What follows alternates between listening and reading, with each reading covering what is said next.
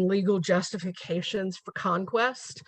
And we'll also take a look at one of the first Western European human rights movements. So I will share my screen. I'm also going to ask if folks would please hold your questions, either drop them in the chat or hold them until the end of the class period. That would be super helpful for me, just sort of maintaining the flow of what's going on. All right, can folks see? Okay, excellent. Thank you, Oslotl, for the thumbs up. All right, El Patronato Real, Faith and Imperialism in the New World. I also said this has expanded quite a bit, so it's gotten to be a little lengthy. We may run right up to the hour. I've been given the go-ahead to go a little bit longer, but if people feel like they need to duck out, please don't feel bad about having someplace else that you want to be. All of the material, like I said, is on my website, and you can watch the recording later. So we're going to move pretty quickly through about 200 years of history just to get some of the background. So conquest and conflict. The major people players that we're looking at, geographically, we're looking at Portugal, Castile y Aragon in Spain, and about 8 different popes. So our major players in Portugal that will be mentioned by name are the Infante Don and Henry the Navigator, King Afonso V, and King João II. I also apologize for my Portuguese pronunciation. I'm a little better in Spanish, haven't really picked up Portuguese yet. In Aragon y Castile, Isabella, Ferdinand of Aragon, and then Carlos V, the Holy Roman Empire. And as I said, we're going to go very quickly through about 8 different popes. All right, so talking a little bit about the conquest of the New World.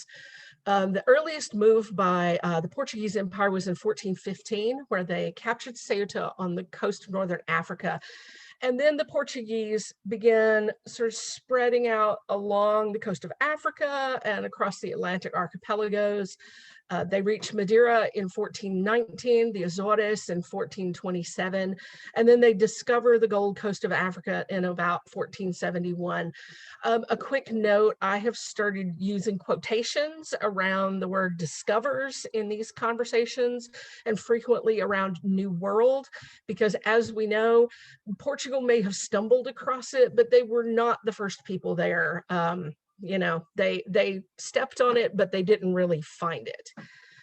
Then in 1473, navigators sponsored by Ferdinand Gomez crossed the equator for the first time.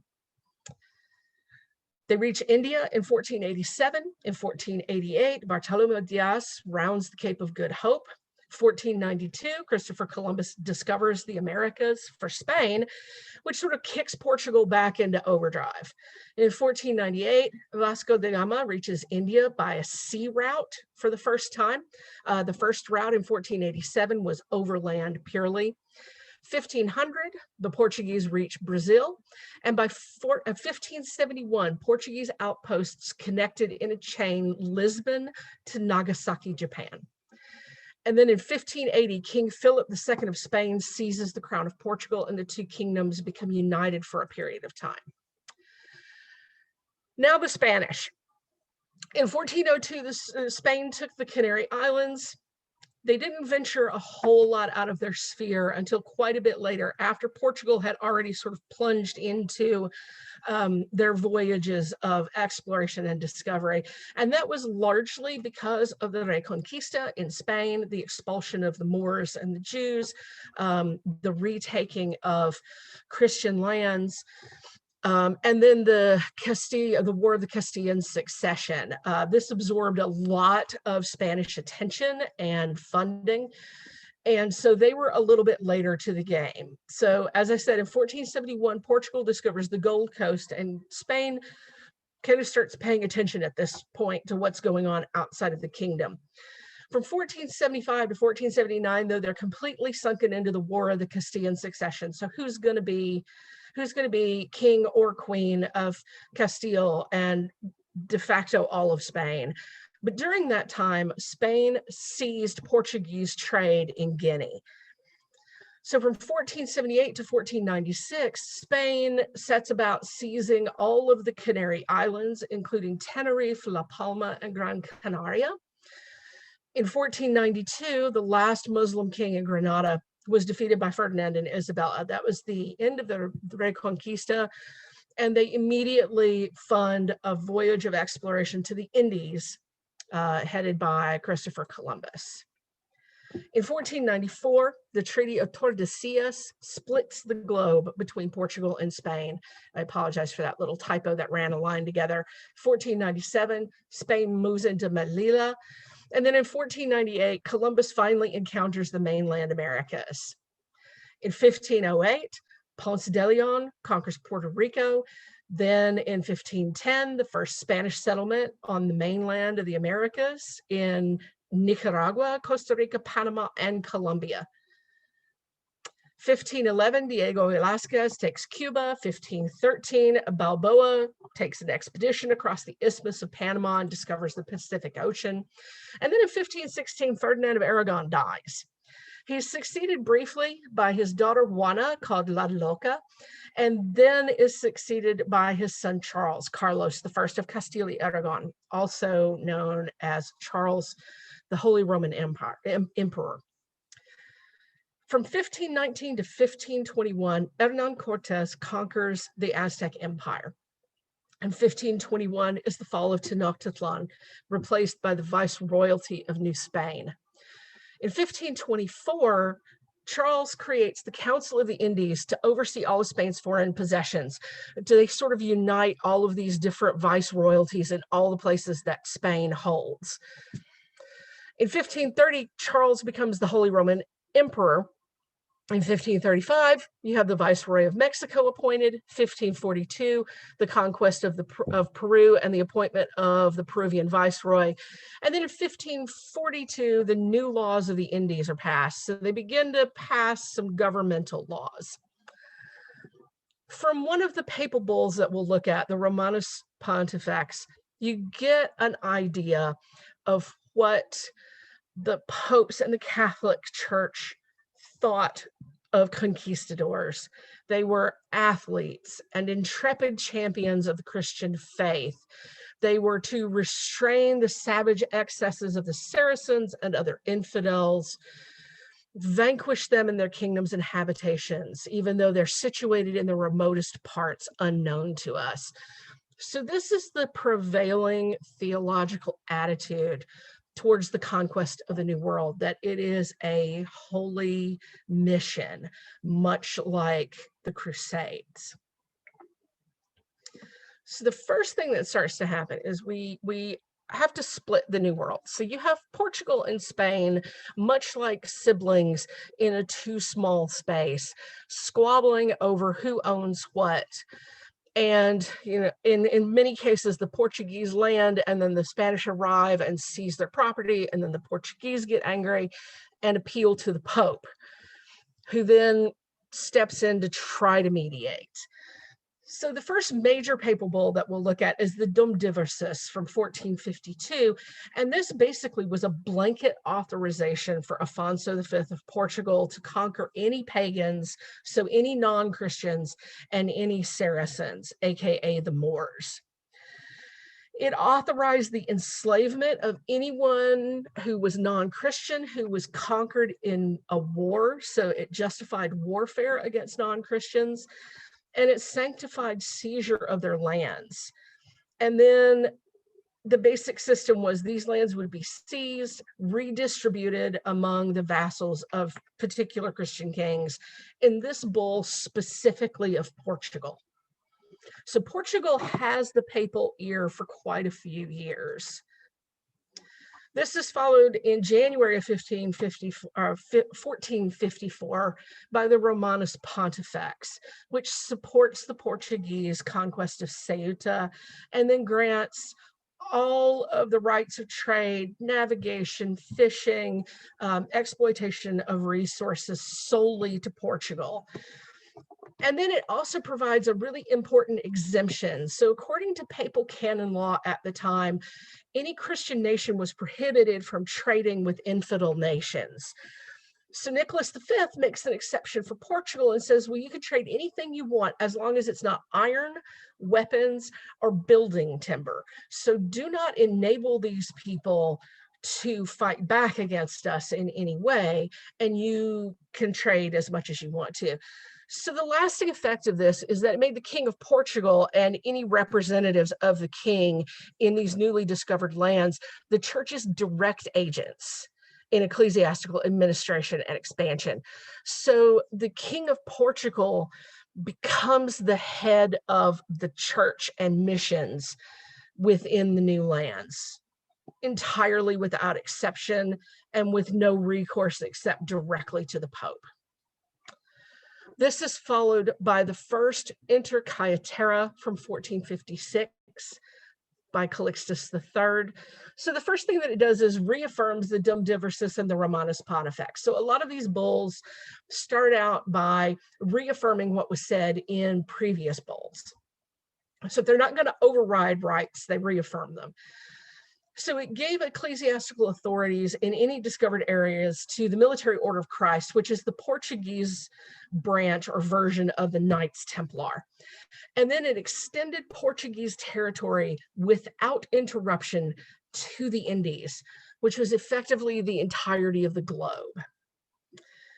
And what this does is cements the Portuguese right of patronage in all newly discovered lands. And we'll discuss this idea of patronage a little later, but in short, what it is a trade between the crowns of Portugal and the Holy See, the Pope. So the Portuguese conquer lands, they provide the funding and the location and the transportation for missionaries, for monks and friars. They provide the placement for missions. They provide a field for the evangelization of Christianity. And in return, the crown or their representatives gets to act as the church authority in those locations. In other words, they get to appoint bishops and archbishops. They get to determine what percentage of taxes and tithes go to the church, etc. So it's this mutually beneficial arrangement to expand Christian territory and Portuguese territory as far as humanly possible.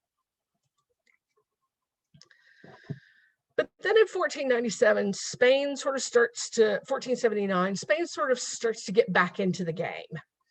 Now, the Treaty of Alcazobas ends the War of Castilian Succession, which has been occupying all of Spain's attention up to this point. There are a ton of points in the Castilian succession, but the one that you really need to know is that Portugal renounces their claim to the Castilian throne in favor of Isabella. And there's a bunch of intermarriages that happen. Ferdinand and Isabella's oldest daughter ends up marrying the King of Portugal, and then the King of Portugal's nephew ends up marrying Ferdinand of Aragon's sister. So they become very intertwined. So what the Treaty of Alcazobas did was divided the globe, so the Atlantic Ocean and overseas territories, into zones of influence.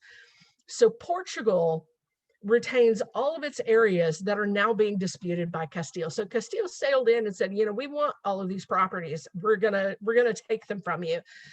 And the treaty tries to settle this disagreement directly without appeal to the Pope. So Portugal retains Guinea, Madeira, the Azores, and Cape Verde. Then they acquire the exclusive right of conquest of the Kingdom of Fez, which is Morocco. Castile's rights over the Canary Islands are recognized, and then Portugal is given exclusive rights to exploring, conquering, and trading in the Atlantic south of the Canaries. So they have jurisdiction over all of that space. And this is the first time that we're going to see Spain and Portugal not appeal to the Pope to settle a jurisdictional dispute. They're going to do it a couple more times, but the popes will still issue rulings on different points as we go along. So the very next papal bull comes out in 1481, and it's issued by Sixtus IV. And the first thing that it does is confirms the Romanus Pontifex, and it ratifies the Treaty of Alcathovas. So basically, it lends papal authority to this entirely secular legal document. It reiterated Castilian possession of the Canary Islands, all further territories gained by Christian explorers in Africa and the Indies is given to Portugal. So this is the first time we really see the concept of, any lands we haven't discovered yet, go to these people. And it gives a moral weight to the conquest of territories. They have the backing of the church. This is a mission from God. As I said, it becomes very much equivalent to the idea behind the Crusades, and several of these popes, including Sixtus IV, considered the conquest of the New World to be a new crusade. Now, another effect of this is that this bull forms the basis for Columbus's authority as viceroy of the Spanish crown later. So he bases all of his authority on this one particular bull. Things start to turn, though, with the succession of Alexander VI to the papal throne. And if you were not familiar with Alexander VI, his non-papal name was Rodrigo de Borgia. And Rodrigo de Borgia was a cousin of Ferdinand of Aragon. He is Spanish. So as soon as he takes the throne, he sort of busily sets about tipping the balance in Spain's favor. He issues the Intercaetera in 1493, which recognizes the Spanish claim to any undiscovered lands not held by another Christian prince. So previously, Portugal had those rights, now Spain has them, but it also protects everything that Portugal already holds. So basically, what Alexander VI has done is handed almost all of the Pacific Ocean and the west coast of North America to Spain. So anything we haven't touched yet, anything we have touched, it all belongs to you. So they get anything that no other Christian prince has touched at this point. They're right in there. And these are called the bulls of donation because it's donating undiscovered lands to a particular power.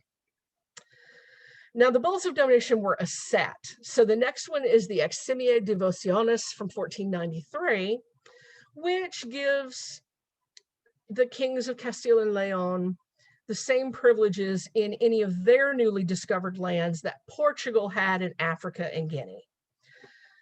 Immediately afterwards, in fact, the day afterwards, another Intercaetera is issued, which charges the Spanish monarchs with spreading Christianity westward from a line 100 leagues towards the west and south from any of the islands known as the Azores and Cape Verde. So now there's a dividing line along the globe. One half is Spanish, one half is Portuguese. The final one in the set, the final bull in the set, is the Dudum Sequitum. This is the extension of the donation.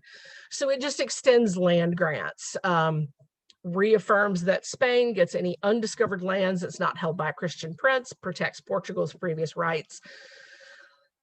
But the overall effects of these four together give Spain a definite edge over Portugal in the discovery of the New World. It gives Spain a free hand in the Pacific, so the Spanish are unchecked around the Pacific Ocean. And this is one of the bulls that really pushes Portugal to start negotiating directly with Spain.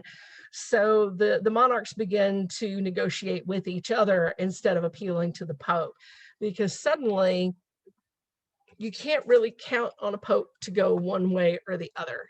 Suddenly things have overturned. The favor is not Portugal's. So they're going to work directly with the king and queen.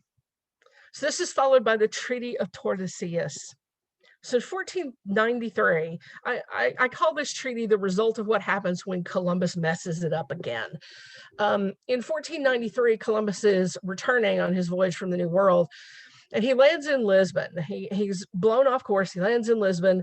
He ends up meeting with John II of Portugal and gets in a discussion of the things that he's just discovered so that he can prove that there are more islands out beyond the Canary Islands. So John II listens to this and says, well, this is a direct breaking of the previous Treaty of Alcaçovas. You know, you're messing around in my area. So he sends a threatening letter to the Catholic monarchs and claims that everything that Columbus discovers actually belongs to Portugal. And if they don't give it up, he's going to send a Portuguese fleet and they're going to seize all of these lands and kill all of the Spaniards there. So Ferdinand and Isabella go to the Pope because, you know, Spanish Pope still. And this is when Alexander VI grants all of that land via a papal bull. And the Treaty of Tordesillas basically incorporates that granting into its legal language. So John of Portugal, during the negotiations, says, okay, that Inter Caetera bull, okay, fine, we'll start there, but I want the boundary line 270 leagues west so that the Spanish can't interfere with my route along the coast of Africa. Also, I want this chunk of land in eastern Brazil. Now, at the time, they were not aware that Brazil sort of bulges out from the landmass of South America. So that idea of the control of eastern Brazil, they ended up with slightly less territory than they thought they were getting. Castile, it's reaffirmed, they get all those new undiscovered lands, including the Americas. And Castile has managed to block Portuguese expansion in Asia by claiming that a treaty line actually goes all the way around the globe, not just from pole to pole on one side. So the demarcation line was actually never really firmly set. Castile and Portugal kind of pushed back and forth, so they never really rigidly observed this treaties. And the Protestant nations did not care about a Spanish-Portuguese treaty. They did not care what the Pope thought or said. They moved in and started their own exploration that put them into conflict with both the Spanish and the Portuguese. So after the Treaty of Tordesillas, this is basically how the world split up. So the dotted purple line is Pope Alexander's line from the Inter Caetera Bull of 1493, and then the solid purple line is where the Treaty of Tordesillas split everything. Further to the right is the Treaty of Saragossa, but we're not quite there yet.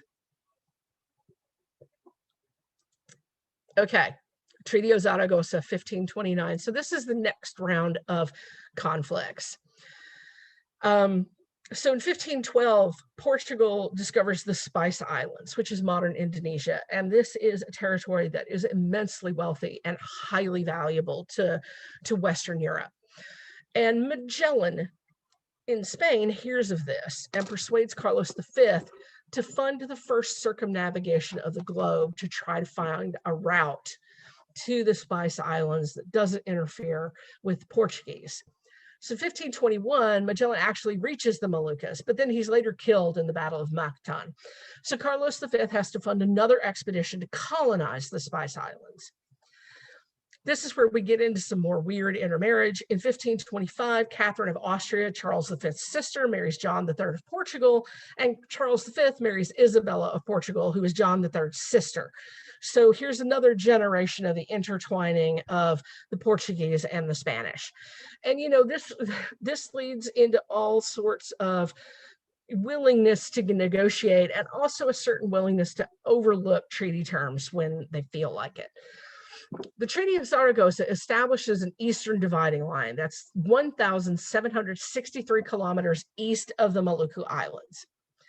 Now, there's a really fascinating safeguard clause in this treaty that basically says, if at any point Charles V feels like he does not wish to be part of this treaty anymore, we can just undo it. And then the repercussion of that is that Charles V has to repay money that he had been given by the Portuguese crown to support his wars in the Holy Roman Empire. So he gained money, territory. He can get out anytime he wants to, but he has to pay all that back. So he's not real incentivized to break this deal at this point. So Portugal gets everything west of the line, including Asia, of course, up to the line of the Treaty of Tordesillas, and then Spain gets all of the Pacific Ocean, and they give up control of the Philippines to Portugal. So this is what our world looks like after Tordesillas and Zaragoza. So the leftmost line is the Treaty of Tordesillas, the Tordesillas Meridian, and the rightmost line is the Zaragoza. And I think I mislabeled that. I sure did, but it is the Zaragoza line. So you can see everything between those two lines in the middle belongs to Portugal. Everything on the outer edges or in the middle on the other side of the globe belongs to Spain.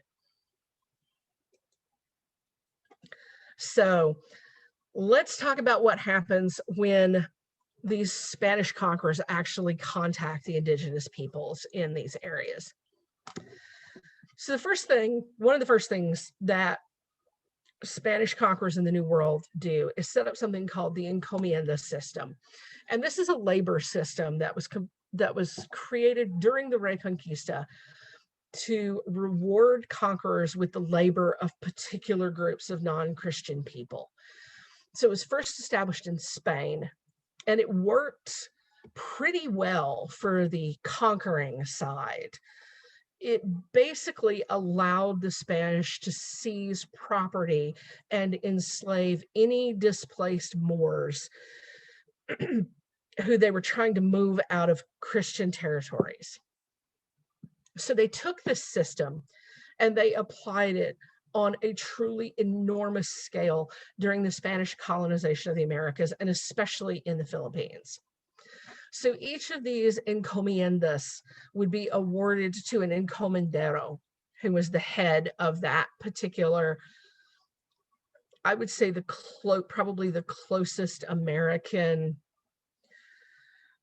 is the idea of a plantation. So it's a plantation with a plantation owner, and the crown gives that person a monopoly on the labor of that group of indigenous people. And that labor guarantee is in perpetuity. So it's extended to that person and to all of their future descendants. So once an encomienda is set up, the indigenous people that are part of it have no way to leave it. So the practical workings, the crown grants the use of a certain number of natives from a particular group, but they don't say which specific individuals. They will just say something like, okay, you have this encomienda here, you are granted the use of 100 natives, Indians from the local group. And then the encomendero would charge the leader of that local population with choosing what individuals were assigned to the labor. These people were not paid, obviously. In addition, the encomenderos were supposed to teach the indigenous people the Christian faith and the Spanish language, and then protect them from other tribes or pirates. And then that group was also required to pay tribute in the form of pork or wheat, metals, maize, other protein sources, other precious goods, and to kind of help the Spanish suppress any other native rebellion. So it's a pretty tidy system if you're looking to settle and develop an area pretty quickly. Disastrous for the enslaved population, but not too bad for the conquerors.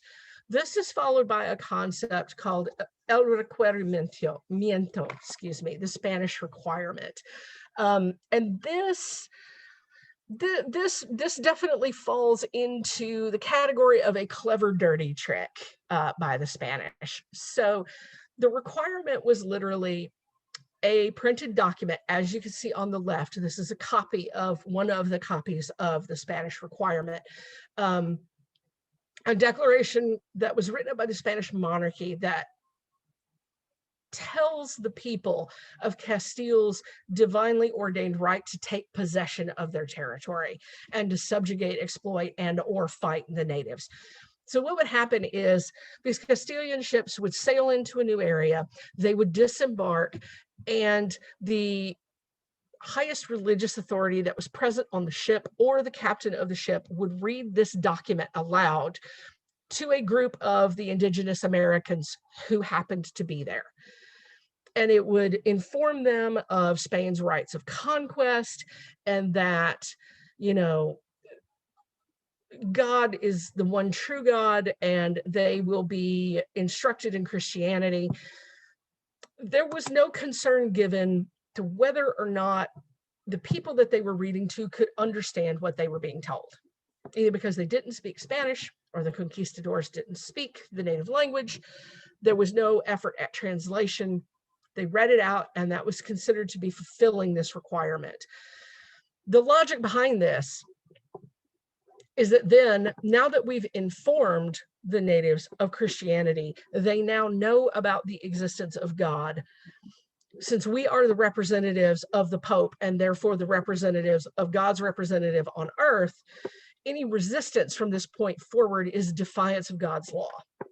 So the local populations were required to accept missionary preaching on pain of war, slavery, or death. And in fact, the document includes the phrase, we emphasize that any deaths that result from this, the rejection of Christian rule, are your own fault. So like, now you know. You may not know, but now you know.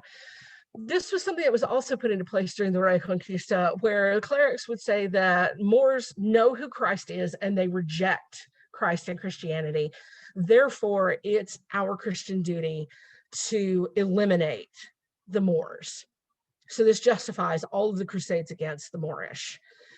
So in the New World, they apply this with the equally heavy hand. So the argument going in is that wars against the natives aren't really okay because they don't know about Christianity. So the first thing that we have to do is tell them about Christianity, so then we can carry out wars of conquest, and they're considered to be legitimate wars. And what this ended up justifying legally was some extraordinarily poor treatment of indigenous peoples because of practices either assumed or in fact of human sacrifice and cannibalism. It also provided a religious justification for the conversion of people to Christianity. So, you know, we have to wage war against these people because they refuse to convert, and we represent God. So we have to eliminate the infidels. This goes hand in hand with something called reductions, reducciones, or reducciones, which are settlements created by Spanish rulers in Spanish America and the East Indies. They existed in the Philippines for much longer than they lasted in Spanish America. But this was the forcible relocation of indigenous inhabitants of Spanish colonies into urban centers. So they modeled this city concept after Spain, and they would move entire indigenous populations into this little city center, which always had a church, and then they would raze the old village to the ground so that there was nowhere for the inhabitants to go back to. And on the part of the Spanish, you know, this furthers all their goals. So the labor is closer to where it's needed. It's easier to spread Christianity if you have your congregation captive in one place. It makes it easier to collect taxes, but it also starts to break down ethnic and family ties. It does something called detribalization, which turns these many individual tribes of people with their own unique customs, their own unique languages, their own unique practices into a generic Indian that then the Spanish can deal with as necessary. So it genericizes and detribalizes indigenous people. Much easier to convert them to Catholicism after all of their tribal practices have been sort of stripped away from them. The good news is, to some extent, there were people in Spain who vigorously protested the treatment of indigenous peoples. So let's look at some of these folks. A heads up, I'm planning a class for some point later, perhaps the other symposium in the fall, about the Salamanca movement, which is considered the first indigenous human rights movement in the New World. So the Salamanca movement, or the Iberian School of Peace, was the only group of intellectuals in a Western nation during the Age of Conquest who questioned the legitimacy of conquest. So some of you may see some familiar names, Bartolome de las Casas and Pope Paul III among them. But the 5 men posted here were really the leaders of this movement. They started to push back against what was happening in the New World. So the first evidence that some of this was getting through and finding a sympathetic ear with Carlos V were the Leyes de Burgos, the laws of Burgos in 1512. And this was the first systematic code to govern the behavior of Spanish settlers in the Americas, especially regarding treatment of the indigenous. And these laws started out by stating the Indians are free people. And by saying that they are free people, the concept of free people in a Catholic legal system means these people have a soul.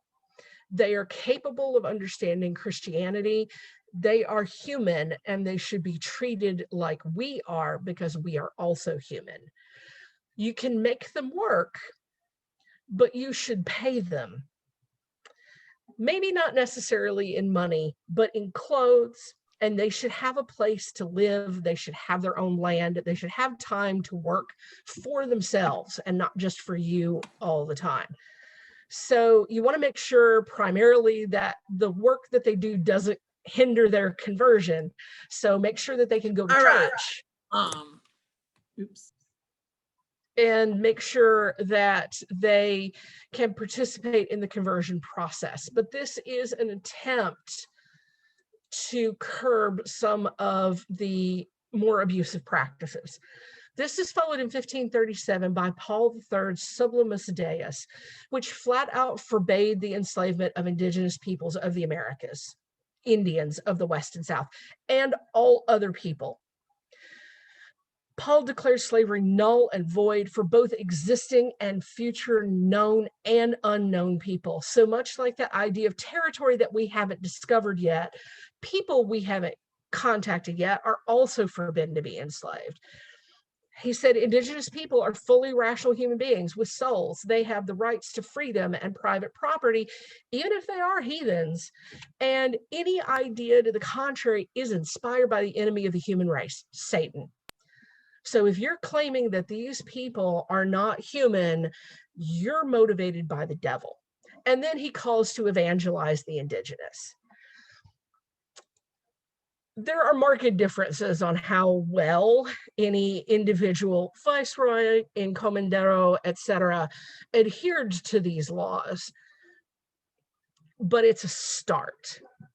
These are followed by the new laws of the Indies, the Leyes Nuevas from 1452. This is once again Carlos, the Holy Roman Emperor, and he's trying to prevent exploitation and mistreatment of the indigenous people. And these laws are motivated by religious persons who are coming back from the New World and telling everybody about this poor treatment, so they're making it very public. These laws are enacted in reaction to just like the laws of Burgos were just ineffective in the New World. They were beyond reach. So Bartolome de las Casas and Francisco de Vitoria are arguing for stricter laws for the treatment of indigenous people. And they're really trying to protect the native people against forced labor and to also protect their culture, to preserve their culture. These people have a right to their own culture, and we're not empowered to take that from them. So some of the points that were raised in this: anybody who's enslaved must be released immediately upon receipt of this document. You can't take natives away to do things like fish for pearls or mine, which is specifically mentioned. only the viceroy can establish encomiendas. So you can't just go to Spain and set up your plantation and do what you want. And then they really sharply curtailed that promising of lands and peoples to the conqueror and his descendants. So as soon as that conqueror dies, as soon as the encomendero dies, all of his land and people become subjects of the crown. They're immediately freed. So this, in theory, eliminates any motive to enslave the natives. Once again, it's varying in effectiveness, but they're trying. And then you have the Valladolid debate from 1550 to 1551. This was a lengthy moral and theological debate about the conquest of the Americas. So you have Bartolome de las Casas, the Bishop of Chiapas, on one side, saying American Indians are free men in the natural order. And Juan Guinness de Sepulveda saying, oh, you know, they do things like human sacrifice and cannibalism, and that's a crime against nature, and we should suppress that by any means necessary. So this is a lengthy discussion that continues on well after this very popular debate. Okay, I'm going to end here. We blew through that material. These are my contact details. My website, SpanishSeamstress.com, has all of the handouts. You are always welcome to contact me. And if you get a hold of me on Facebook, I usually post when I'm about to teach. So if you have any questions, let's go for it. Magistra, do you want me to record the Q&A or should I go ahead and stop? I think we could probably go ahead and stop. Okay, great, thanks. Yeah.